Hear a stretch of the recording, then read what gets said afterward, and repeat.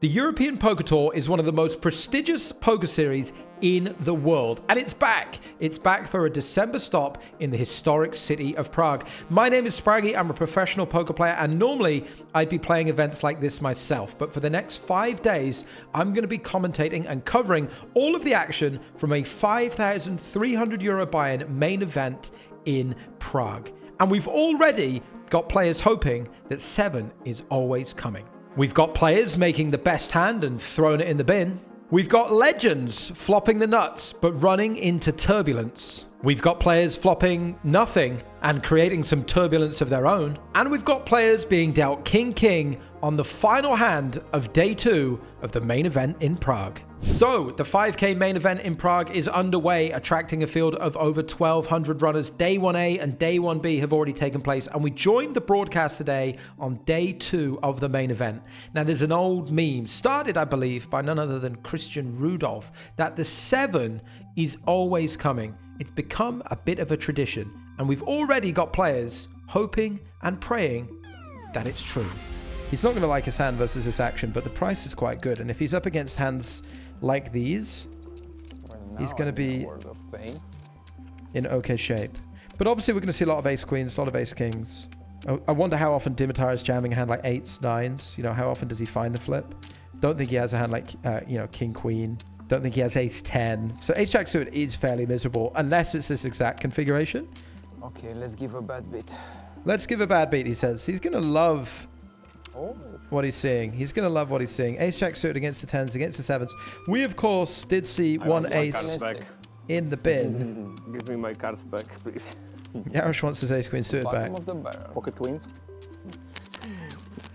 Yeah, the price is just too good. He had to call off 24,000 to win a pot of 56,000, so... Something with queen. Don't forget, in poker, it's not about getting it in with the best hand. It's about getting it in with enough equity given your price. Collar's shaking his head. He's very upset. You know what they say on these EPTs? 7's always coming. It's a lie, of course. It's king, Okay, king, 10. King, queen, excuse me. And no hope for Nijoa, because the 10 will now give Danjev a full house. No hope on the straight draw, at least. A deuce is inconsequential.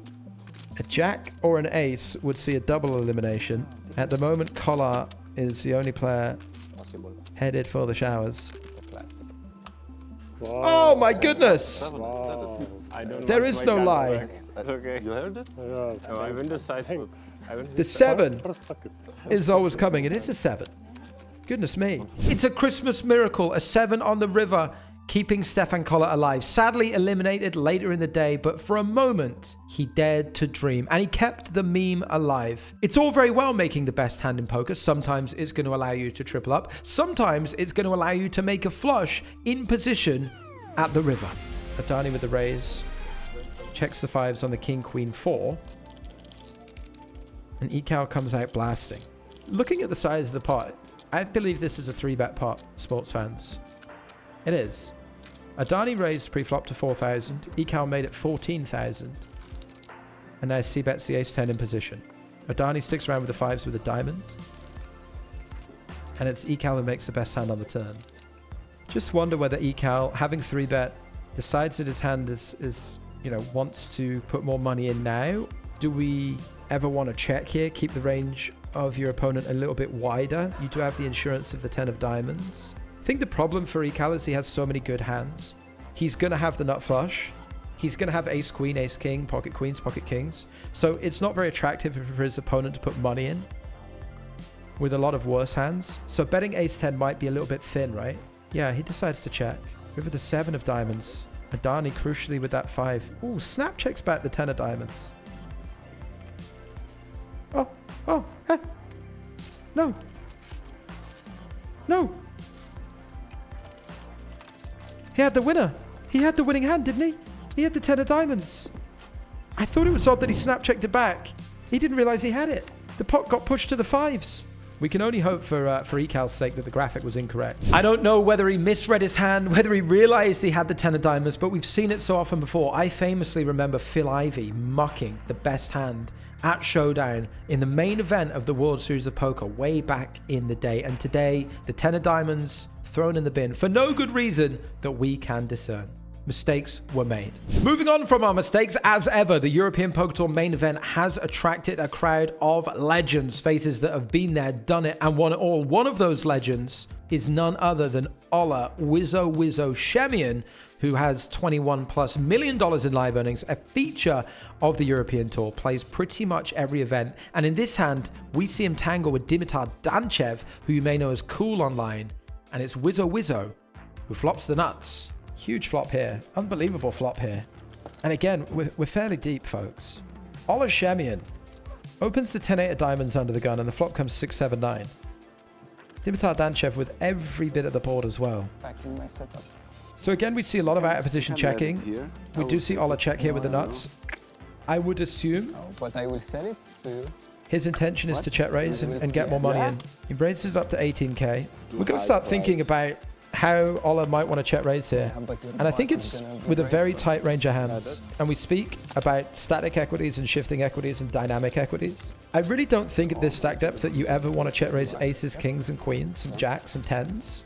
Or a 9, because so many turns, rivers, and runouts are going to be bad for you. Case in point, if we check raise aces here, we're going to see a lot of 5s and 8s and clubs and 10s, right? So the range that Ola is raising is sets, straights, flush draws. You know, hands that are going to be good hands by the river. One pair hands are not going to be good hands by the river on these boards. So I actually feel like Ola would benefit from a bigger sizing on the flop, given that he's just straights and sets and bluffs.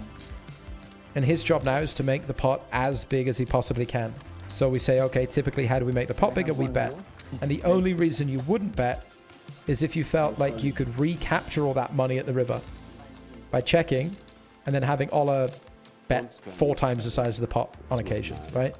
But typically, the best way to make the pot bigger is to put money in yourself. I think a very good example here of, for Ola of a hand that is the nuts on the flop, but now is unable to check raise, doesn't want to force a big pot, is not looking to check raise. I wouldn't say he's bluff catching necessarily. He does still beat a bear 8. You know, if Dimitar has a hand like 8-9, I think he'll take a small size and value bet river to try and get called by a set. Or maybe if he feels like Ola is check raising aces and kings, he will value bet an 8. So I wouldn't say that Ola is necessarily only beating a bluff. He will beat the 8 that bets, but his hand is way too thin to check raise, right? If you check raise 10-8 at the river, you get called by a flush and you fold out everything else. The question is, how greedy does Dimitar want to be? Does he feel like Ola's range on the turn is just an 8? And does he just try and go for max against it? Or does he try and go for a smaller size to target a 2 pair, you know, or a set? Does he try and target a 6-7? Does he try and target an aces or kings? Looks like pot to me. Just shy of, right? 80,000. So this is much more Dimitar. I don't even think he puts an 8 in this size, because an 8 makes money by getting called by 2 pair. And to get called by 2 pair, we have to go smaller. So this is Dimitar saying, I have a flush. Or I have a hand like something that called the flop with 1 club in it and bluffing. Which would be what? I don't know. Hard to bluff then, isn't it? Maybe something with a 10 in. Queen 10 with a club. Yeah. Unlikely to have offsuit. You see this here. Ola realizes what a tough spot it is to bluff. He has the nut straight. And he check called the turn. And he begrudgingly calls the river. Massive hand for Dimitar Danchev. Sad one for Ola Shemian. Yeah, I know. Pretty tough spot, pretty tough run out, but very cool to see Ola slow down with a check on the turn, paying off on the river. Sure, but he did have the nut straight after all. Ola Shemian did bag chips. He'll be playing day 3, as will Dimitar Danchev. Now, in our last hand, Ola flopped the nuts. Sure, he didn't go on to win it, but he flopped very handsomely indeed. In this next hand, we've got a player defending 7-3 in the big blind. The flop comes Jack 6-6, but instead of folding, we're getting funky like a monkey. De Castro on tilt, stone tilt from that last hand, losing with the 8 on the river. Opens the Jack 10, bets Jack 6-6. What do we know about these paired boards versus the big blind? You do want to check a fair amount, right? Because your opponent's going to have a 6 more often. They can play a lot of check raise. Ooh, hello. There it is. So this is a product of Gatsas saying, I've got a 6 in the big blind more than you've got a 6 raising in the hijack. So I'm going to apply some pressure. What do we like about Gatsas' hand? We like the fact that he's got a backdoor straight draw, a backdoor flush draw. There's a backdoor straight draw. What we don't like about his hand, I think, is that if your opponent calls with a jack, it's harder to improve. I don't think that always has to be the case. Could bluff something with a queen in it. Or a king in it. We are going to benefit from folding out ace high, king high, queen high. If not on the flop, then on the turn. I think that's what this bet on the turn is designed to do. We're not yet trying to get a jack to fold. At the moment, we're trying to fold out ace high and king high. And why do we like this bluff on the turn even more? Because none of the backdoor flush draws get there. So if your opponent calls with ace 10 or ace queen or king 10, they're going to have backdoor hearts, spades, and diamonds. But on a club, none of those cards can continue again with a flush draw, right? So a Badoogie turn, quite nice. And we pick up a gut shot. Could be some interesting stuff here for Gatsas. He's still claiming a 6. Will he continue to claim it at the river? How he's going to do that is by going all in. When we're bluffing, we want to mimic what we're doing with our good hands. And if he has a 6, he goes all in. So when he has 7-3, he should go all in. At least it's a big bet. What I think is a perfect line is slightly bigger on the turn so that we can be all in by the river. What you'll see here is he's left 60k back. Now, if he has a 6, he probably wants to size the turn to get all the money in. So sometimes this is a tell where if people have a 6, they size appropriately, they put all the money into the river, and then their bluff, they don't want to commit their tournament life, and they end up in this smaller size. But it is still a very, very uncomfortable situation for Nicastro. He's only beating a bluff. This is never Jack 8, right? This is never a 9. This is a 6 or somehow 7-8 in the back door. And 7-8 getting there is not insignificant because that's one of the natural turn bluffs, right? Pick up that straight draw, barrel. You can have 7-8. So I love the fact that Gatsas has gone for it with the 7-3. I do just worry if this non-committal sizing is a bit of a flag that says, I'm kind of trying to bluff, but I don't really have the full heart to put my tournament life on the line. Whereas if he had a 6, easy all in. Maybe this is the line he takes with a 6. That's for Nicastro to work out. That's the puzzle now. So it's all very well understanding, yes, I'm going to lose to a 6. But how often does my opponent bluff, and which sort of cards do they use? Again, it's not about does he have it or does he not. Oh, he gets it through. Nice bluff. He's going to show it. He can't wait to show it. He can't wait to show it. Anton's loving it. We're loving it. We love a good bluff. Happy than him. We love a good bluff. Ooh, what a spicy bluff. Follows through with the bet at the river. I liked it when I was commentating, and I like it even more now when I'm watching it back. Forces the fold from the Jack 10, bluffing on the big stage, bluffing on the main event, and managing to secure chips for day 3. Making day 3 is why we're here. It's absolutely crucial that you put chips in the bag. There's the old saying in poker, isn't there? All you need is a chip and a chair. And with just one hand left, Alessandro Righetti had just that. He was looking potentially to stay out of trouble, bag up his chips and come back for day 3, but then he got the good fortune of being dealt pocket kings. Well, we said that Ding Fan was locked up. We said that Ding Fan just found his double and is ready to play day 3. Oh my goodness, and he's trapping. What a way to end. Ding Fan, cold calls. Righetti is in dreamland. One hand away from day 3. He's got 5 big blinds and he finds pocket kings. The action in front of him is raise, 3-bet, and cold call. And the beauty of the kings here is not only would he think he's going to double up, he'd be quadrupling up. 22? Yeah. But unbelievably, on the final hand of day 2 of the EPT Prague main event, he's running kings into aces. Right. I'm sorry. It's queen 6-7. Fan is still involved in a sidebot here. Ding Fan is still trapping with aces. Gatsas with the ace jack. Checks it over to Ding Fan.